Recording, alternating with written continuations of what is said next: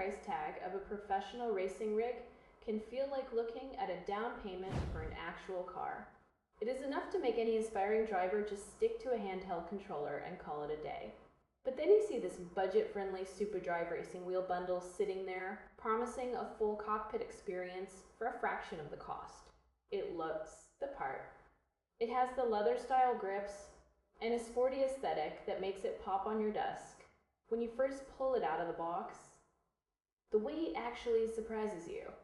It does not feel like a hollow plastic toy immediately. However, once you start mounting it with those suction cups or the clamp system, the reality of the price point begins to sink in.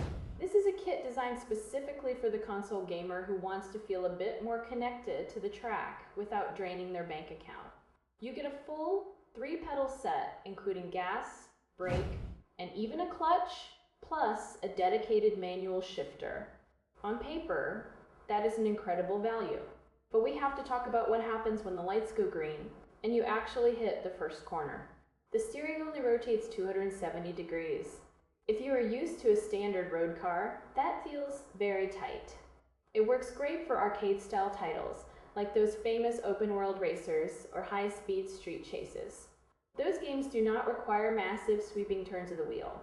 But if you try to take this into a hardcore professional simulator, you are going to feel that limitation almost immediately. Then there is the feedback. This wheel uses basic vibration motors rather than true force feedback. That is a massive distinction. Force feedback is what lets you feel the weight of the car and the grip of the tires through the steering column. With this budget unit, you just get shakes and rumbles when you hit a curb or go off-road. It adds some immersion, sure, but it does not give you the information you need to shave seconds off a lap time. The pedals are another area where you feel the budget focus. Having a clutch is a rare treat at this price, but the sensitivity is basic. It feels a bit like a binary switch sometimes.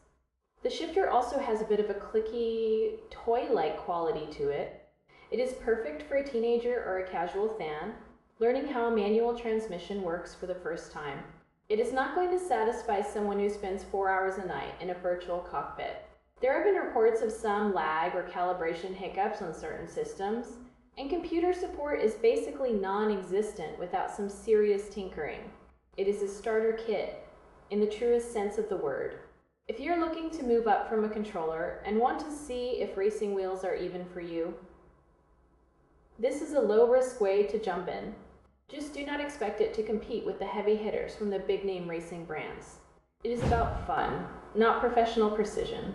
If you want that raw, gritty realism, where the wheel fights back against your every move, you will eventually need to spend the extra cash on a higher-end motor.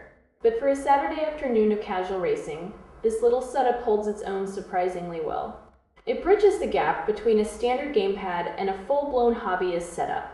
Just keep your expectations grounded and you will have a blast.